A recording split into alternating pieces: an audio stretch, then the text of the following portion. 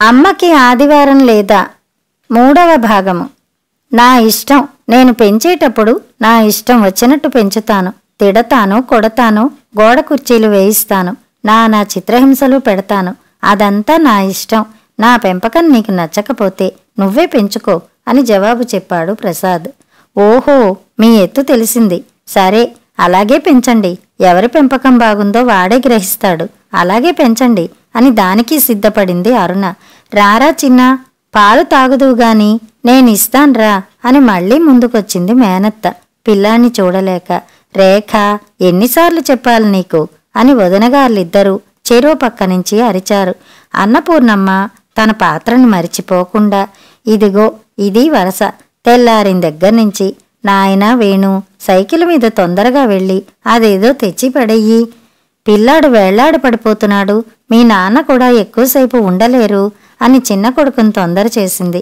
వేణు మళ్లీ లేచి వంటింట్లోకి సిద్ధమవుతూ, ఉప్మా కూడా నేనే చేసేస్తాలే అమ్మా, మిగతావన్నీ అన్నయ్యలు చేస్తారులే.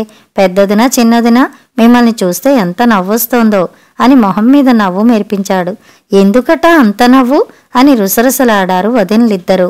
ఎంత నమ్మకమో కదా మీకు చట్టాల మీద. చట్టాన్ని కాకపోతే దేన్ని నమ్ముతాం? వరకట్నం చట్టం పనిచెయ్యడం ఒక్క కేసులోనన్నా చూసారా? అందుకని ఆ చట్టమే వద్దంటామా? అసలు చట్టం అంటే ఏ పనికి చట్టం సాధ్యమో ఏ పనికి కాదో ఆ తేడాయే లేదా మీకు? పని చెయ్యడానికి సాధ్యమే కాని చట్టాలు ఉంటే వాటి వల్ల ఏమిటి ప్రయోజనం? అంత సాధ్యమే కాని చట్టాల్ని గవర్నమెంట్ ఎందుకు చేస్తుంది? చట్టం అంటూ ఉంటే ఎంత పనికి మాలిన చట్టానికైనా దాని విలువ దానికి ఉంటుంది. సరే సరే, నేను ఉప్మా చేసుకోవాలి బాబూ అనేసి వేణు వదినగార్లతో వాదం కట్టిపెట్టి వంటింట్లోకి పరిగెత్తాడు.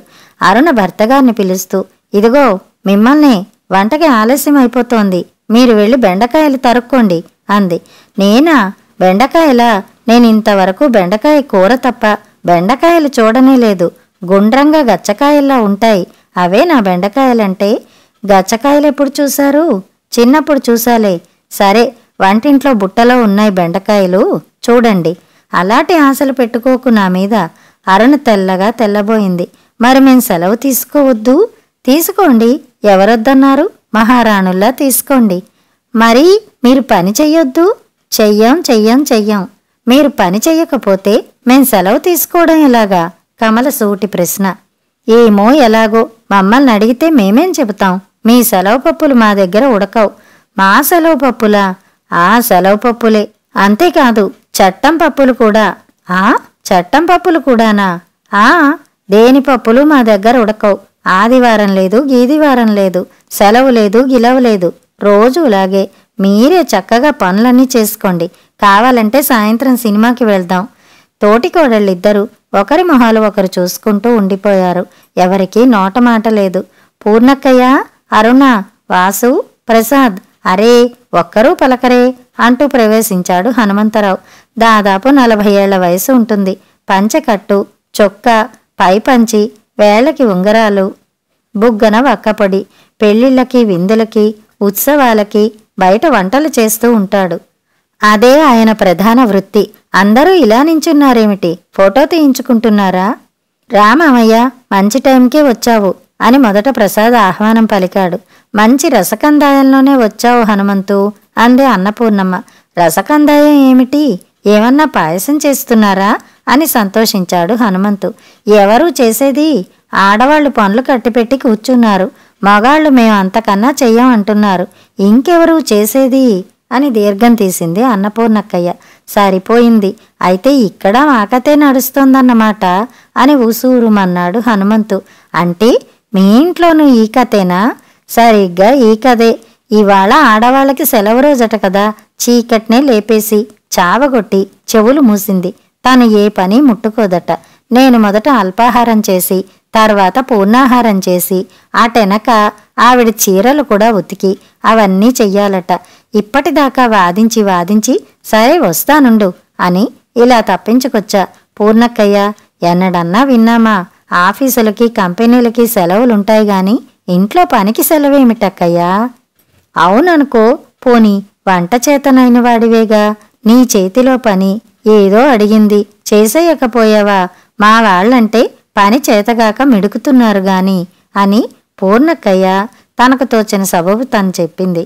అదేంటక్కయ్య, పెద్దదానివి, నువ్వు కూడా అలాగంటావు?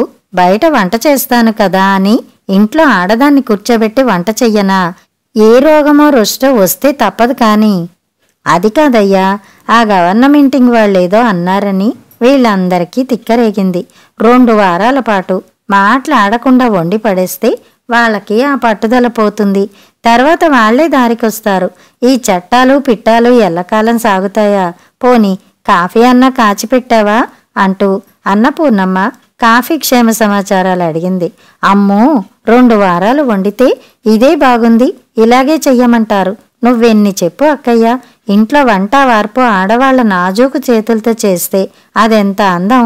వంటింట్లో ఆడవాళ్లు తిరిగితేనే ముద్దు ముచ్చట.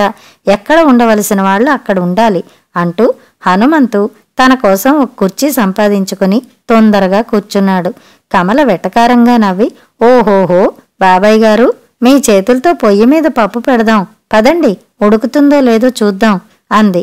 ఎందుకు ఉడకదలే, పప్పును తీసుకుపోయి నిప్పుల మీద పడేస్తే దాని ప్రాణం ఎంత, ఉడక్క చస్తుందా అని. ఉడుకుతుందిలెమ్మని హనుమంతే ఒప్పేసుకున్నాడు. మరి ఇహనే మగాళ్ల చేతులతో కూడా అన్నీ ఉడుకుతాయి, ఆడవాళ్లే వంటలు చెయ్యాలని రూలేమిటి అని పాయింట్ తీశారు తోటికోడళ్ళు. అబ్బా, రూలు కాదర్రా, వంట పని ఆడపిల్లలకి చప్పున పట్టుపడుతుంది, మగాళ్లకి ఎంతకీ వచ్చి చావదు అని హనుమంతు మరీ వెనక్కిపోయి ఇక్ష్వాకుల వాదం తీసుకొచ్చాడు. అక్క చెల్లెళ్ళిద్దరూ దాన్ని చాలా తేలిగ్గానే ఎగరగొట్టారు. ఆడపిల్లలు అమ్మల కడుపుల్లోంచి వంటగిన్నెలతోటే పుట్టుకొచ్చారా? మీరెలా పుట్టారో మేము అలాగే పుట్టాం, పుట్టాకే నేర్చుకున్నాం. నేర్చుకుంటే ఏ పని అయినా వస్తుంది, ఏ వయసులో అయినా వస్తుంది అనేసారు వాళ్ళు గబగబా. అమ్మాయి, మీరిలా ఈకకి ఈక, తోకకి తోక పీకి మాట్లాడితే ఆడవాళ్ల అందమే పోతుంది. మగాళ్ళు కూడా వండితే వండుతారేమో, కాని ఆడవాళ్లు వండినప్పుడు ఉండే ఆ రుచి, ఆ పరిమళం, ఆ అందం అవన్నీ ఉండేడుస్తాయా అన్నాడు హనుమంతు కొత్త పాయింట్ తెచ్చాననుకుంటూ. ఎప్పుడూ ఎక్కువగా మాట్లాడని రేఖకు కూడా వాదన వేసుకోవాలని సరదా పుట్టింది. అదేమిటి మామయ్య, 40 పాకం అని మగాళ్ల పేర్లతోటే చెబుతారుగా, పెళ్ళిళ్ళకి వాటికి మగాళ్లే వండుతారుగా. హోటళ్లలో స్వీట్ షాపుల్లో ఎవరు వండుతున్నారు? ఇళ్లలో కన్నా అవే ఎంతో రుచిగా ఉంటాయి, కావాలంటే ఎవరినన్నా అడుగు అంది నవ్వుతూ. సరిగ్గా మీ అత్తయ్య కూడా ఇలాగే వాదనేసుకుంది, మగాళ్ల వంటలే రుచిగా ఉంటాయంది. నేనలా అనడం లేదు, మగాళ్ల వంటలు రుచిగా ఉండవు అంటే అది తప్పంటున్నాను. సరిగా నేర్చుకుని సరిగా చేస్తే ఎవరు చేసినా రుచి వస్తుంది. మనిషి మనిషికి తేడా ఉంటే ఉండొచ్చు, అది వేరనుకో. అబ్బా, రుచి సంగతి కాదమ్మా, ఒక్క మాట చెబుతా వినండి. భారత సంస్కృతి అనే మాట ఎప్పుడైనా విన్నారా? దాని గొప్పతనం గురించి ఎప్పుడన్నా చదివారా?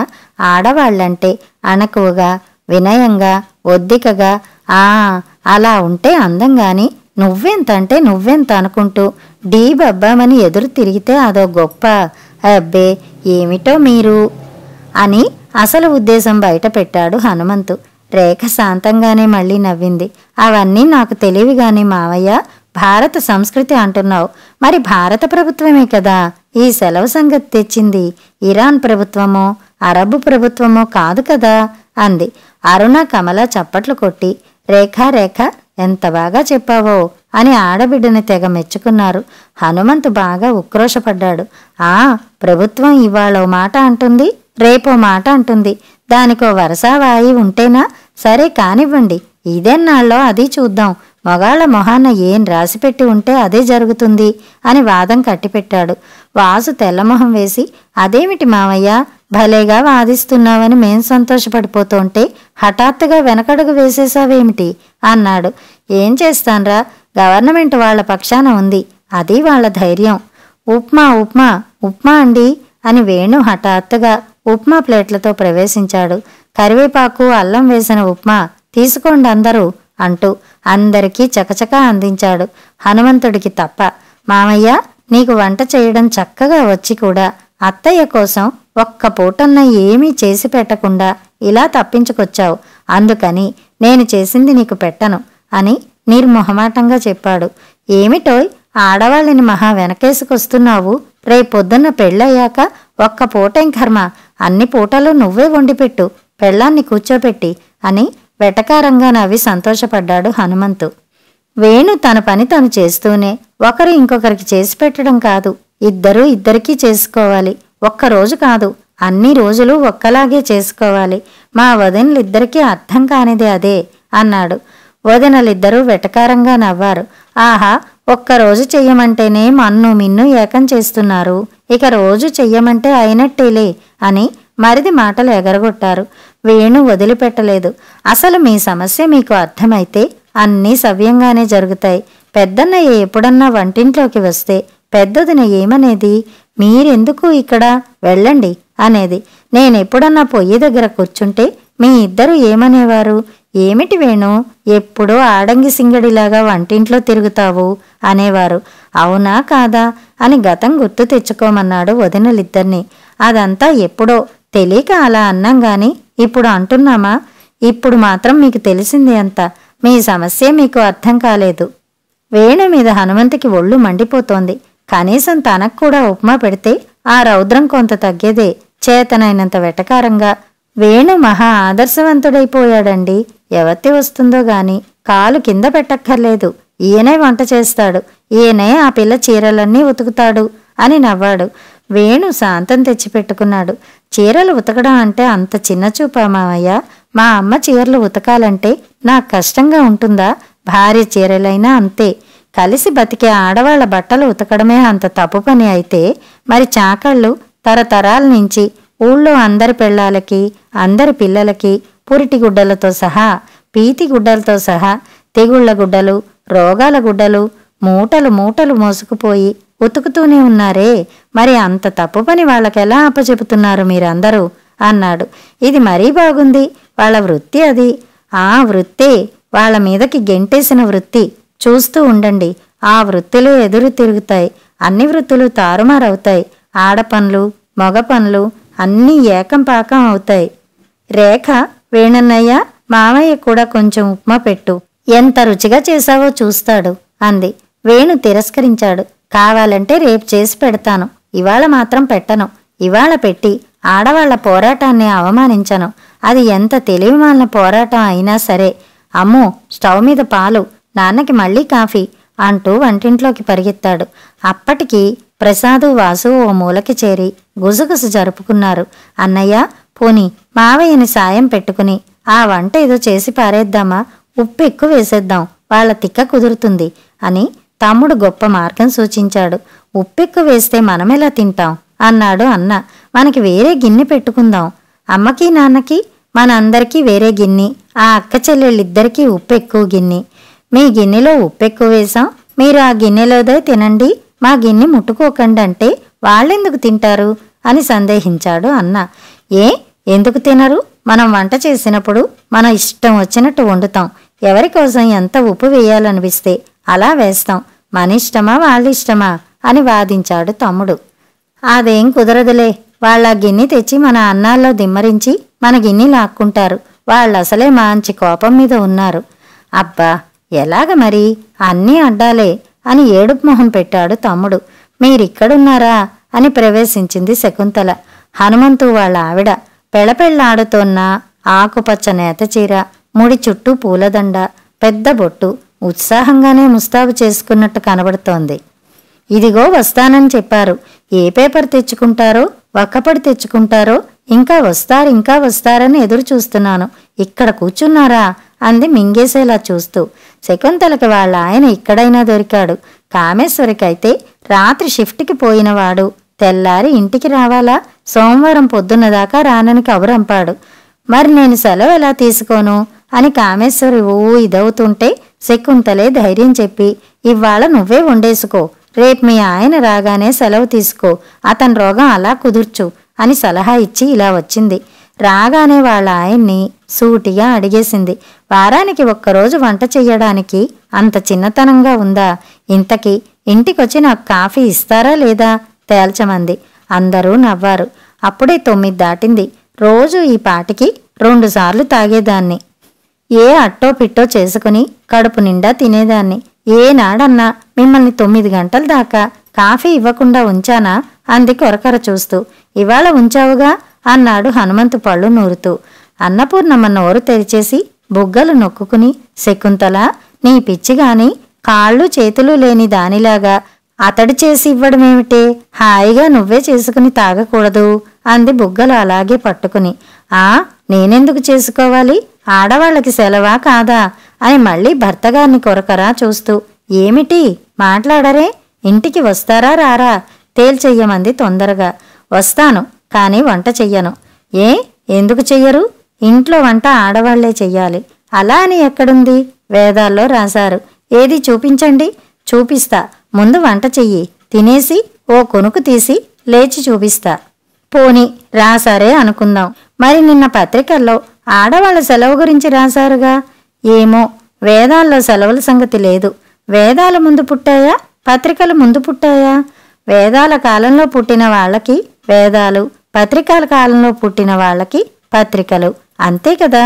అంతేకాదు, నేను వేదాల కాలంలోనూ నువ్వు పత్రికల కాలంలోనూ ఉంటే మన సంసారం ఏ కాలంలో ఉంటుంది అని కోపంగా చూశాడు హనుమంతు. శకుంతల టక్కీమని పోయే కాలంలో ఉంటుంది అని జవాబు చెప్పేసింది. అబ్బబ్బబ్బబ్బా, నిన్నటి నుంచి తల పెట్లిపోతోంది అని హనుమంతు తల పట్టుకున్నాడు. ఇంకా ఉంది.